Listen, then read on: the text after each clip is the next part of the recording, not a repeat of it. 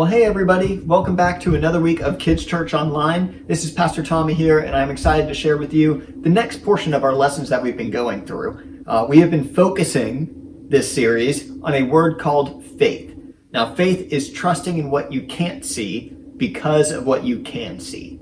You see, we can't actually physically see God, but we can see a lot of what He's done, and there's a lot of evidence to show that He exists. And one of the things that He's provided for us is the Bible. And that's why it's so important that we focus on the things that we can see, like these stories, to show us who God is so that we can have faith in Him. So one of the people we've been learning about is Paul. Now, Paul was before, his name was Saul, and he attacked Christians and threw them in jail and was not a very good guy. But he had his life transformed by God. And so now he travels the world spreading the news about Jesus and who He is and what He's done. Because of this, there were a lot of people who didn't really like him. And so he got run out of city after city, was constantly being thrown in jail or just being chased out of where he was. So at this point where we pick up, he is in Athens. And in Athens, he's kind of walking around the city. He's waiting to meet up with a few other people. And he notices that there are a bunch of different statues representing different gods that people worshipped.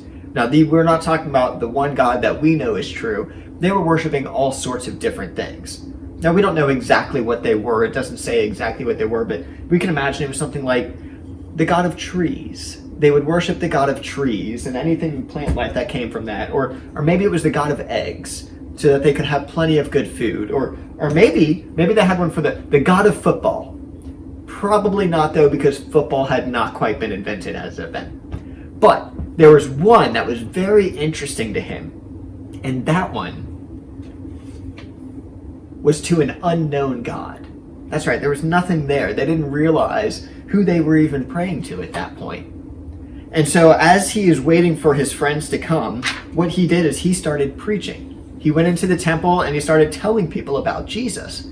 And there was a group there, and these were a group of men who were called the thinkers, and they like to sit around and, well, think. And so as he's sharing, these people were very interested in what he was talking about because they had never heard of it before. And so because of that, they invited him in and asked him more questions about it.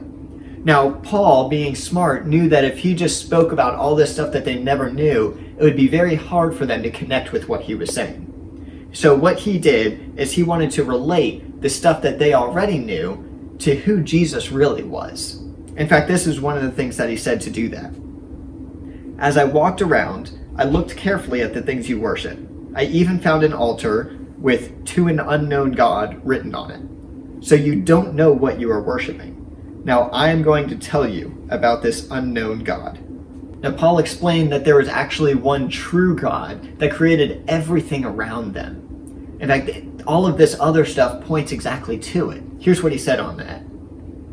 God did this so that people would seek Him, and perhaps they would reach out to Him and find Him. They would find Him even though He was not far from any of us. Now, Paul, again, was really smart, and so he wanted to use some people that they already knew. So he quoted other people that had writings in Athens that these people already looked up to. He said something like, "In Him we live and move and exist. We are His children." And Paul told them, they're right. You see, we are God's children. He was able to use that as an explanation for what reality was when they didn't even realize it. Instead of worshiping an unknown God, they really needed to be worshiping Jesus. As Paul spoke, some of the people made fun of what he said, but other people really started to listen. In fact, there were people who started to ask even more questions, and a lot of people found out who God was and who Jesus was, and actually ended up being saved that day because of Paul coming in and sharing those messages. And it was because of that we realize that it is important for us to be sharing God's word.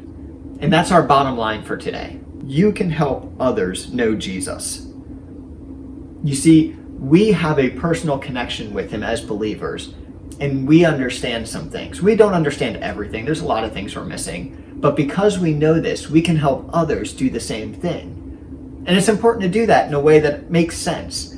So maybe you haven't memorized the Bible. I know I haven't. Maybe you don't always do everything perfectly. But there are some things around you that you know that you can rely on because of who God is and because of your relationship.